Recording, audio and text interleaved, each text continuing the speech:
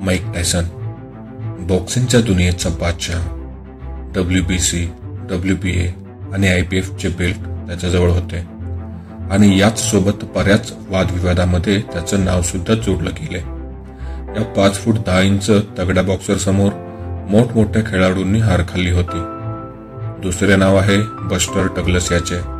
Career ठीकठाक, काही matches जिंकल्या तर काही हारल्या होत्या. 6 फूट 4 इंच उंच असलेल्या या खेळाडूला रिंग मॅगझिन हेवीवेट श्रेणीत 7वे स्थान दिले होते. ज्या मॅच विषयी आपण बोलतोय ती जपानच्या टोकियो शहरामध्ये खेळली गेली होती. मॅचचं नाव होतं टायसन इज बॅक.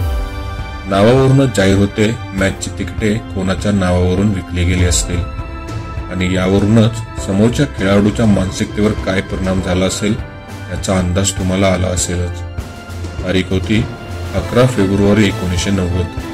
या मॅचच्या अगोदरच्या मॅचमध्ये माईक टायसनने प्रतिस्पर्धी बॉक्सरला फक्त 93 सेकंदमध्ये नॉकआउट केले होते आणि त्या मॅचला या मॅचची रिहर्सल्स म्हटले जात होते.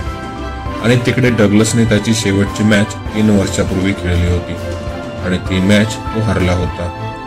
टायसनच्या फॅन्सना असे वाटत होते की ही मॅच पण त्याने रेकॉर्ड टाइममध्ये संपवावी, कारण माईक टायसनला आतापर्यंत कोणीच नॉकआउट केले नव्हते आणि तो 33 मॅचेस समोरच्या प्रतिस्पर्ध्याला नॉकआउट करून जिंकला होता.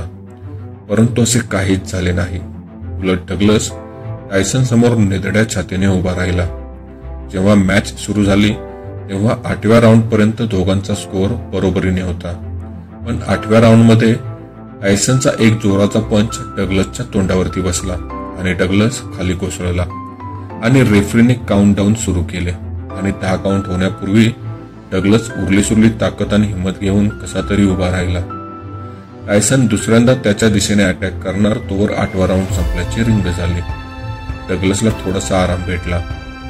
इकडे टायसनच्या फॅन्समध्ये निश्चित झाले होते की 9व्या राऊंडमध्ये आता टायसनचा तोच अंदाज पाहायला मिळणार ज्याचे ते फॅन होते. बेल वाजली आणि 9व्या राऊंडला सुरुवात झाली. टायसन सुरुवातीला डग्लसवर वरचढ होण्याचा प्रयत्न करत होता.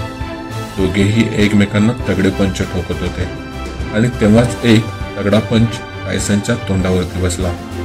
टायसनला काही कळायच्या आणि सावरायच्या आतच दुसरा, तिसरा आणि चौथा पंच टायसनच्या तोंडावरती बसला आणि टायसन कोसळला. इकडे 10 काउंट झाले आणि टायसन उठला नाही.